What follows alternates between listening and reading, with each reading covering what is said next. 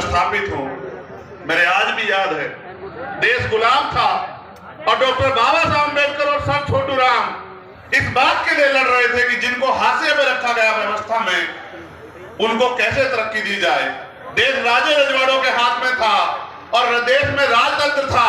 राजा महाराजा जैसे चाहते थे वैसे देश की जनता प्रजा शासित होती थी, ना हक ना अधिकार। जो राजा ने कह दिया, राजा ने कहा दिन तो प्रजा ने कहा दिन, राजा ने कहा रात तो प्रजा ने मान लिया रात। और ये बहुत लंबे समय तक चलता रहा। फिर एक ऐसा समय आया कि देश में लोकतंत्र आया। देश में जब लोकतंत्र आया तो समस्या ये थी कि एक तरफ आर्थिक रूप से गैर बराबरी थी, एक तरफ बड़े बड़े महल और एक तरफ गरीबों की झोपड़ियां, दूसरी तरफ सामाजिक आधार पर गैर बराबरी थी, छुआछूत थी, ऊंच नीच थी। मैंने चौधरी कुंभाराम आर्य के आंदोलन को पढ़ा कि किस तरह से उन्होंने लोगों को जगाने के लिए कितना काम किया और किस तरह से आपका नेतृत्व किया समाज को अपने पैरों पर खड़ा करने के लिए। असल लड़ाई ये थी कि लोकतंत्र तो आया था, लेकिन पैसे वाले लोगों ने तय किया कि वोट इनके पास चला गया है। वोट को रोकने के लिए भी षड्यंत्र हुए। कोई कहता वोट उसको मिलेगा जो पैसा वाला है, कोई कहता उसको वोट का अधिकार मिले जिसके पास जमीन जायदाद है, कोई कहता उसको मिले जिसके पास व्यापार है। हमारे नेता लड़ रहे थे कि लोकतंत्र तब होगा जब अंतिम व्यक्ति को भी सरकार चुनने का अधिकार मिलेगा। ये राजतंत्र नहीं है कि राजा चंद लोग चुन के तय कर दें। ये लोकतंत्र है, जनता जिसे चाहेगी, चाहे वो किसान का बेटा हो, चाहे वो मेहनत कौम का बेटा हो, चाहे वो गरीब का बेटा हो, उसको आगे बढ़ाना चाहे तो बढ़ा सकती है। तमाम साजिशों के बाद जब बाबा साहब अम्बेडकर ने अपने 4 बच्चों को कुर्बानी के साथ आपको वोट का अधिकार दिया तो लोगों ने कहा, जो विरोधी लोग थे, कि वोट इनके पास है, नोट हमारे पास है, इनकी वोट को नोट से खरीद लेंगे, लोकतंत्र आने नहीं देंगे। हमारे महापुरुष घर से निकले, गली गली गए, लोगों को समझाने का काम किया है। मेरे सीधे साधे लोगों, अपनी ताकत को समझो। ये वोट आपको गुलामी के लिए नहीं मिली, ये वोट आपको बिकने के लिए नहीं मिली। मेरे आज भी याद है मानवर काशीराम साहब, उन्होंने अपने जीवन की एक सुख सुविधाएं लगा दी। मगर मैं मानता हूं परिवर्तन एक सतत प्रक्रिया है। चंद दिनों में नहीं बदलाव हो सकता था। ताकतवर लोगों ने रास्तों में कठिनाइयां लगाई। आज जब हम आ रहे थे, रथ चल रहा था, सामने को रुकावट आ गई तो हनुमान जी बेनीवाल मुझसे बोले, पत्रकार साथी भी वहां थे, कि ये रथ रुकेगा नहीं। ये रथ अब अगर रुकेगा तो जयपुर की कुर्सी में बैठ जाकर रुकेगा। तो वो बात मेरे दिल में आई कि कितनी कठिनाइयों के बाद भी जो फैसले हमने लिए वो मजबूत होते गए। हमारे महापुरुष निकले, लोगों को जगाते रहे। आज उस कारवा को, उस एकता को जो नेचुरल एकता है, मैं आपको दिल से कह रहा हूं और मैं आपको चेतावनी के तौर पे भी कह रहा हूं। आज हमने एकजुट बनाया, एक गठजोड़ बनाया गांव में रहने वाली, क्योंकि शहर की अपेक्षा गांव में हमारे ज्यादा लोग रहते हैं, उनके चेहरे पे खुशहाली आई। मुझे मेरे साथियों ने बताया कि जो कल तक डर रहे थे गांव में, उनको ये पता लगा कि मजबूत पहरेदार खड़े हो गए, एकता बन गई है और परिवर्तन होते रहेगा। ऐसी लहर जो जब छाई तो इसके विरोध में मैं चेतावनी के तौर पर कह रहा हूं, हो सकता है जातिगत झगड़े करा दिए जाएं, हो सकता है कि लोगों को गुमराह किया जाए। यह हमारी मातृ शक्ति बैठी है, आपके भविष्य का फैसला है। अन्याय अत्याचार उस कौम पे होंगे जिनके पास राजनीतिक शक्ति नहीं होगी।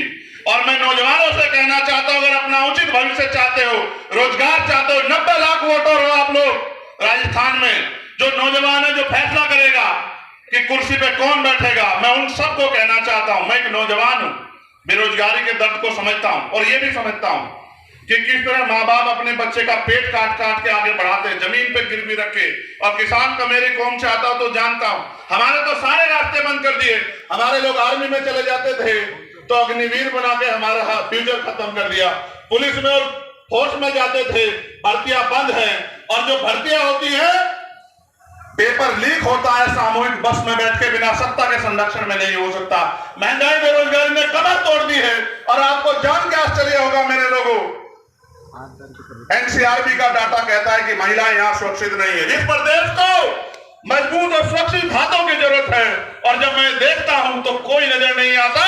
अगर कोई नजर आता है आपके रक्षक के रूप में, आपके सुरक्षा कवच के रूप में, तो वो मेरा भाई है हनुमान जी बेनीवाल, जिसपे मुझे भरोसा हो कि वो मुसीबत को अपने सीने पे लेके आपकी रक्षा सुरक्षा करेगा।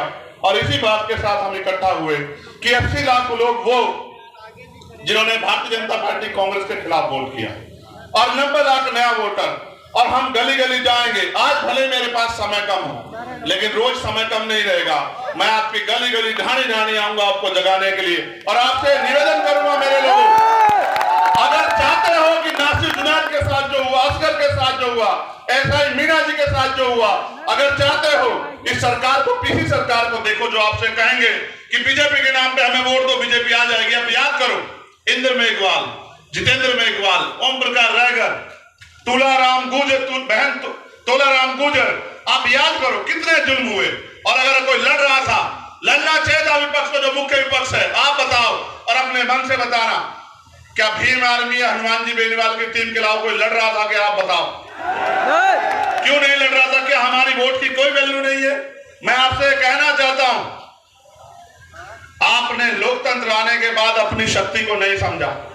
आपने लोकतंत्र आने के बाद इन लोगों पे भरोसा किया। हर 5 साल बाद आप वोट देते हो, कभी इनसे पिट के इनको वोट देते हो, कभी इनसे पिट के इनको वोट देते हो। ए मेरे लोगों, वोट का अधिकार शक्ति का अधिकार है, शक्ति का सूत्र है। आपकी जो समस्याएं हैं, मैं ऐलान करके कह रहा हूं, बिना अपने भाई से पूछे, आपकी जो समस्या है आप लिख के दे जाओ। मैं पूरे राजस्थान के वासियों से कहना चाहता हूं, अपनी समस्याओं को लिख के दे जाओ। ये तुमसे झूठे मैनिफेस्टो लेके आते हैं, रोजी रोटी के लिए वोट नहीं है। रोजी रोटी तो मेहनत कष्टों में कमा के खा ही लेते हैं। हमने तो वो भी दिन देखे कि बहुत सारे लोग, मैं राजस्थान की बात करूं तो ये मेरी बात जान लो, आपकी जो समस्या उनको लिख के दे जाओ, उसी का मैनिफेस्टो बना देंगे और 6 महीने में एक आपकी मांग पूरी करके दिखा देंगे। आप मेरी बात को याद रखना, ये राजस्थान है। इतने सरकारें बनी, क्या पीने के लिए साफ पानी की व्यवस्था, मीठे पानी की व्यवस्था कराई तुम्हारे लिए? ERCP का से आपको लाभ मिलता, 13 जिलों को मिला के आपको लाभ। दोनों खेल खेल रहे हैं कि कैसे आपका बेवकूफ बना। कब तक लुटते रहोगे? कब तक पिटते रहोगे? ये एकता बन गई है, इसको रोकने के लिए षड्यंत्र होंगे, लेकिन इसको कोई और नहीं रोक सकता। सिर्फ रोकोगे तो आप, और इसको ताकत दोगे तो आप। जितनी ताकत में आज आप यहाँ आए हो, आज से लड़ाई शुरू हुई है, खत्म नहीं हुई। आज के बाद आपको करना यह है कि आपको गांव-गांव जाना है, इस एकता का बिगुल बजाना है, अपनी एकता की ताकत दिखाना है, और अपने कमजोर भाइयों के हाथ पकड़ के उनको ये विश्वास दिलाना है कि बहुत हुआ, बहुत दिन अलग अलग रहे, अलग अलग होकर सताए जाते रहे। अब समय बदल गया है, ऊपर वालों ने हाथ मिला लिया है तो नीचे वाले भी हाथ मिला के एकता बना ले। और फिर मैं कहता हूं कि ऐसा सूरज निकलेगा। समय कम ना होता तो मैं आपको बहुत कुछ सुनाता, मगर मैं आपको वादे के तौर पर कह रहा हूं, मैं 1 लाख लोगों में भी वही बात कहता हूं और 10 लोगों में भी वही बात कहता हूं। वोट का अधिकार आपकी तरक्की तय करेगा। अगर आप चाहते हो कि नौजवान ठगे जाएं, पेपर लीक हो, भर्तियों में घोटाले हो, महिलाएं सुरक्षित हो, ये महिलाएं नहीं है, ये हमारे घर का सम्मान है, ये हमारी बहन बेटियां हैं। हम तो किसान को मेरे को औलादे, हम जानते हैं, हमने सीखा है देश के बॉर्डर में देश की रक्षा करना और गांव क्षेत्र में अपनी बहनों के मान सम्मान की रक्षा करना।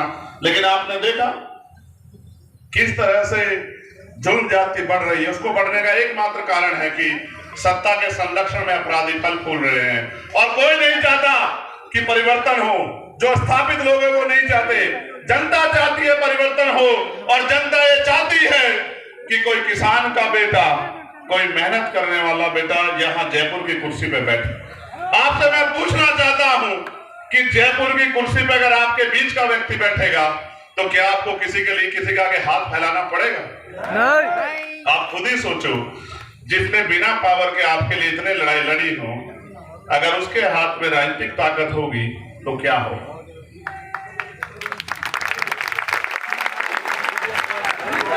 वो आपको बहकाने का प्रयास करेंगे, आपको बांटने का प्रयास करेंगे, आपको लालच देने का प्रयास करेंगे। आपने देखा नहीं, जब से मोर्चे की शुरुआत हुई, कहीं की तो लिस्टें बदल गई हैं, कहीं की लिस्टों पे रिव्यू चल रहा है, कहीं घोषणाएं गारंटी दी जा रही है। मैं ये पूछना चाहता हूं, जिनकी सरकारें थी उनको गारंटी क्या जरूरत है? कर देते ना। अगर आप नहीं कर सकते हो, मौका दे के देखो हमारे भाई को, फिर आप बताना आपका 5 साल का काम और अब 6 महीने में जो करेंगे, इतिहास याद रखेगा कि किसी बहादुर ने ताकत संभाली है। इसको इस बहादुरी को आगे बढ़ाओ, गांव गांव गली गली जाके इस एकता को बनाओ, ये नीला और पीला एकजुट होके आगे बढ़े। एक और षड्यंत्र होगा, मैं अपने सीनियर लोगों को कहना चाहता हूं, मीडिया के लोगों ने कहा इसलिए मैं हनुमान जी बेनीवाल का और अपने साथियों का ध्यान आकर्षित करूंगा। वो कहते हैं दलित और जाट का गठबंधन हुआ, छोड़, दलित और जाट तो इसके पिलर हैं, वो तो अपने कंधे में बिठा के इस प्रदेश की सत्ता तक हनुमान जी बेनीवाल को लाने वाले हैं, वो तो इसके पिलर हैं। लेकिन ये असल गठबंधन हर पीड़ित का है, कमजोर का है। ये झूठी बातें मत करो बांटने वाली। ये किसान का मेरे को सोच का गठबंधन है, जिस सोच से परिवर्तन होगा। अगर ना आता लोकतंत्र, ना होते अवसर, आपकी गलियों में कोई नहीं आता मेरे लोगों, आपसे बात कोई नहीं करता।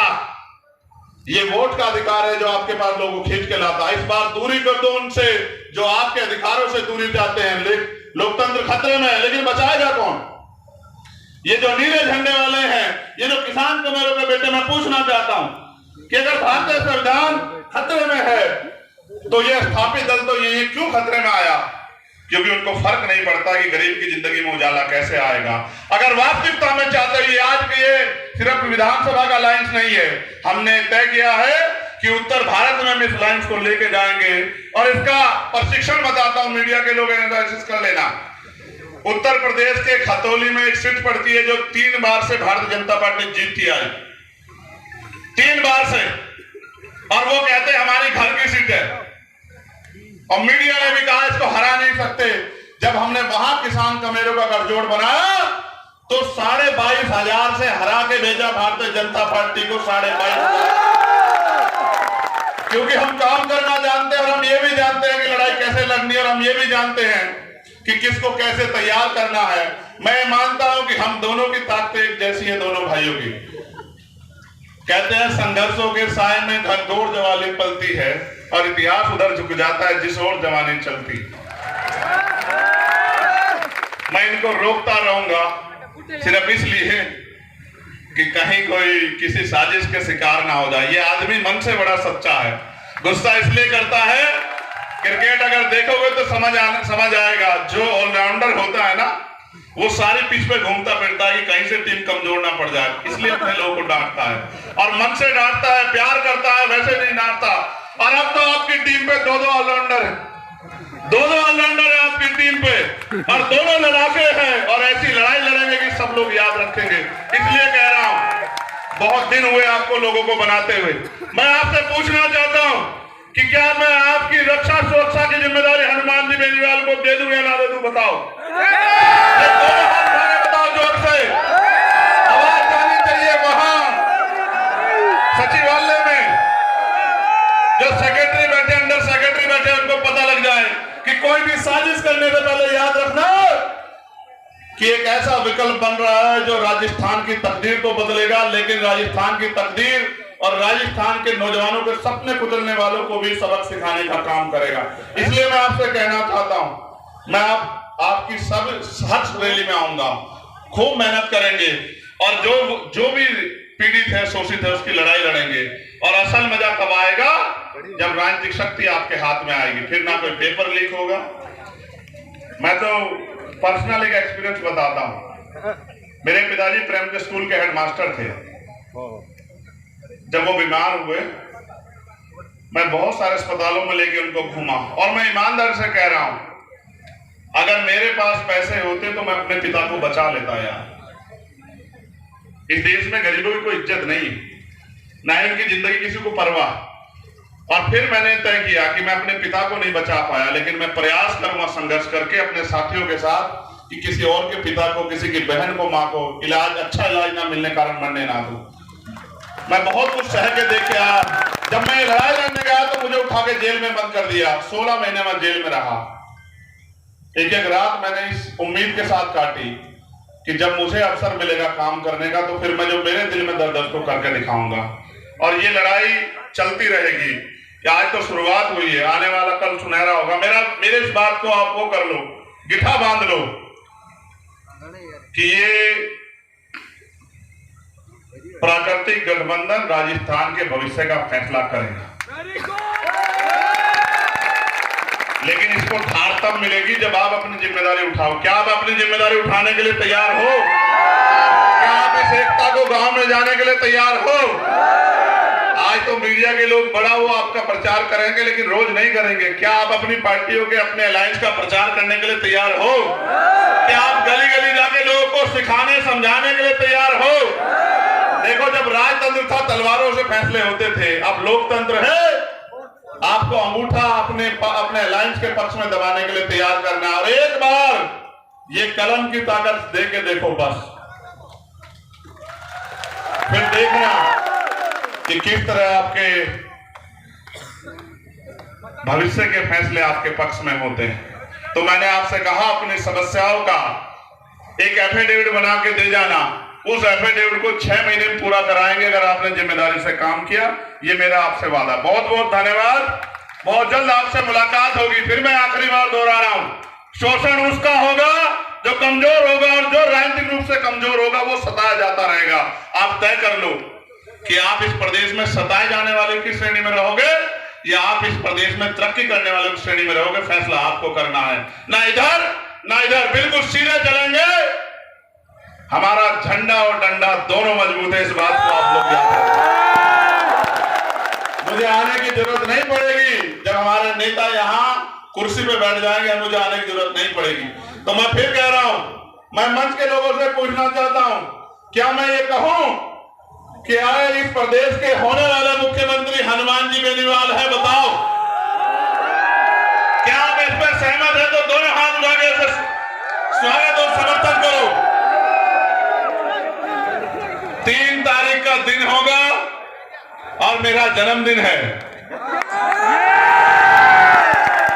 और उस जन्मदिन के दिन जब रिजल्ट आएंगे तो आज जो आपके दिलों में जो वो ताकत बन रही है, ये ताकत वोट में बदल देना। तो 3 तारीख को जिस दिन रिजल्ट आएगा उस दिन आप देखना। हमारे हरियाणा के एक नेता कहा करते थे कि वारे नारे ना कर दे तब फिर बताना। तो वारे नारे ही कर दे जाएंगे। किसानों, कमीरों के, नौजवानों के और जो कर्मचारियों की समस्या है, पिछली बार छूट गई थी, इस बार नहीं छूटेगी।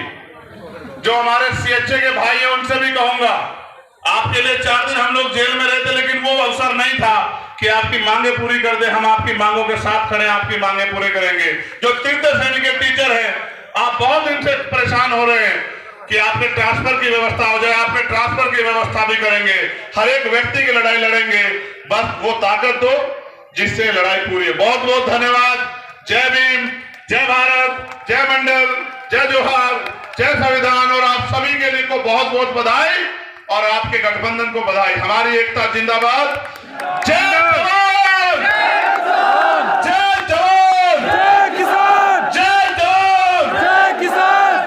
किसी की बातों में मत आना, बहुत आएंगे बहरूपिये धोखा देने के लिए। लक्ष्य रखो मौके के लिए, मौका आपके हाथ में है।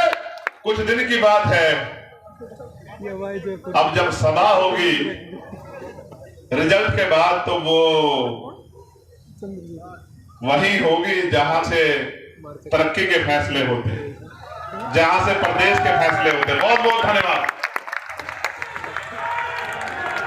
बहुत बहुत शुक्रिया सम्माननीय चंद्रशेखर जी आजाद साहब का। जिस तरह का संकल्प आपने मंच के माध्यम से दोहराया, केतली और बोतल दोनों आपके सामने है। केतली से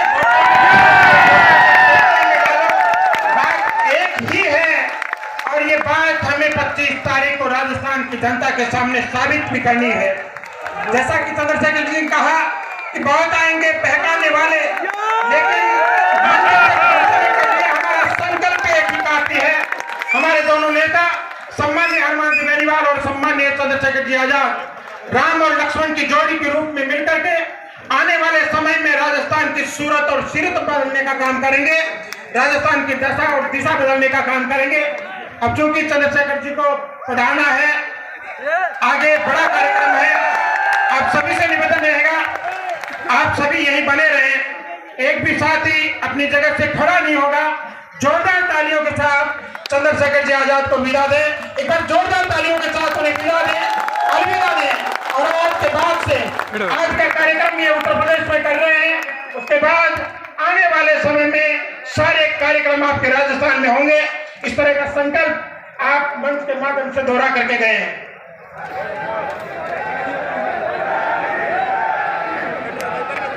अब मैं अगले वक्ता के रूप में निवेदन करना चाहूंगा, आप सभी साथियों से निवेदन है,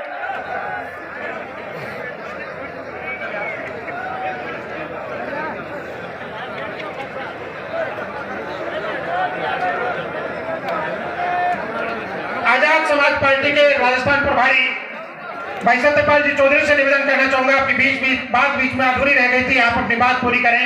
सम्माननीय सत्यपाल जी चौधरी, प्रदेश प्रभारी आजाद समाज पार्टी।